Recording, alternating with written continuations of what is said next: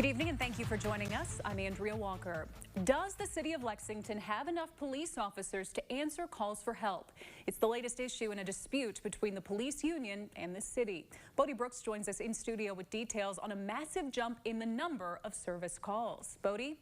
Yeah, Andrea, this is not the first time we've reported on the shortage in the Fraternal Order of Police's effort to get it addressed. The councilman I spoke with says that the city is doing what it can, and our situation is not unique. But the FOP president says there's a bit more to it than that. It's the age-old, there's only so many people that are willing to work. There's only so many people that are willing to work in that industry. Lexington Police is over 100 officers short from being fully staffed. Last month, we showed you how the city and the local Fraternal Order of Police chapter can't agree on that exact number. This week, the FOP broke down the numbers showing 911 calls are on the climb. More than 16,000 service calls through September this year than in the same time period last year. And with the increased call volume, we are doing the best we can.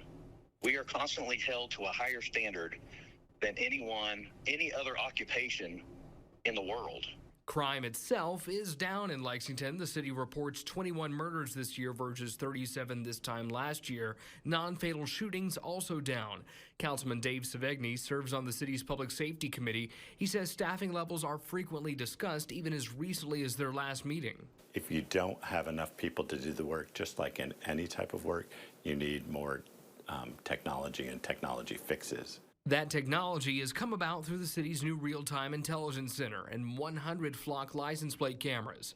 The city has also lowered the age to enter academy, provided cadets graduate by 21. We haven't turned down anything yet that was proposed while I've been here.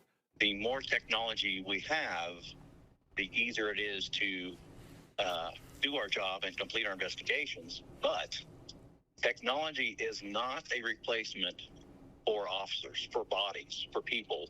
To FOP President Jeremy Russell, that technology isn't what will connect and get to know the nuances of the community it serves, and that without a foundation of support, it's becoming harder to recruit. There is no public support for the police department from the city leaders. And to go beyond that, I mean being out in the communities, on the news media, showing up to calls in support of the police officers. A 10-second blurb in a council meeting is not support. So I don't think it's a culture issue, and I don't think you have an unsupportive council. I don't think we have an unsupportive Lexington. I think it's just this is the nature of the beast. The top two members of that committee were unable to talk with me. The next academy class of 15 graduates in December. A 37-member class begins this month, and another class is planned for March. Andrea?